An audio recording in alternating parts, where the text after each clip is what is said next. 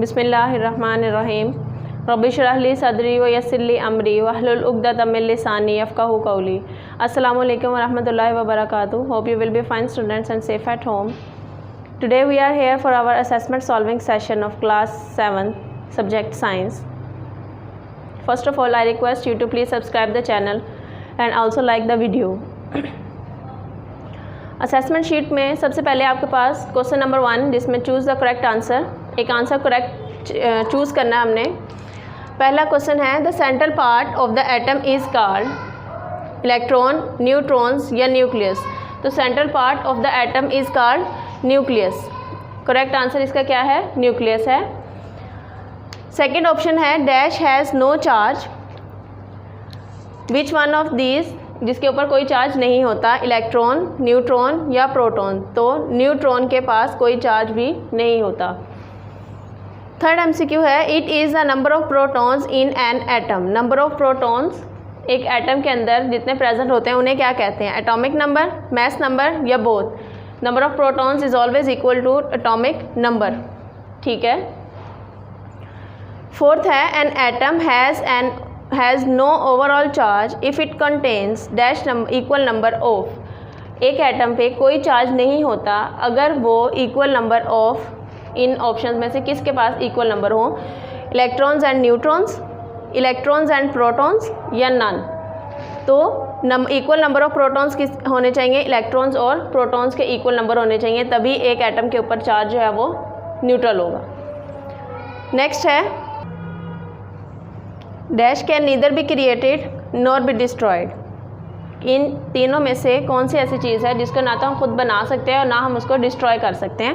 Atom, molecule या compound. तो correct answer इसका क्या है? एटम को हम ना तो खुद से बना सकते हैं और ना ही हम इसको टोटली डिस्ट्रॉय कर सकते हैं।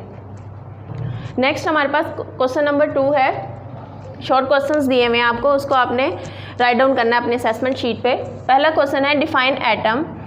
Atom is the smallest particle of matter made up of electrons, protons and neutrons.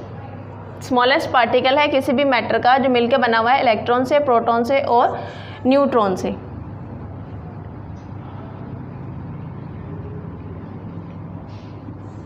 Who gave the idea of atom for the first time? Greek philosopher Democritus gave the idea of atom. Third question है what does give the positive charge to the nucleus of an atom. Nucleus of atom को positive charge कौन देता है? तो हम कहते हैं proton पे, क्योंकि पॉजिटिव चार्ज होता है। A proton give the positive charge to the nucleus of an atom. Fourth question है what will be the atomic number of oxygen. Oxygen का एटॉमिक नंबर क्या है? The atomic number of oxygen is 8। Define mass number. The sum of protons and neutrons in the nucleus of an atom is called mass number.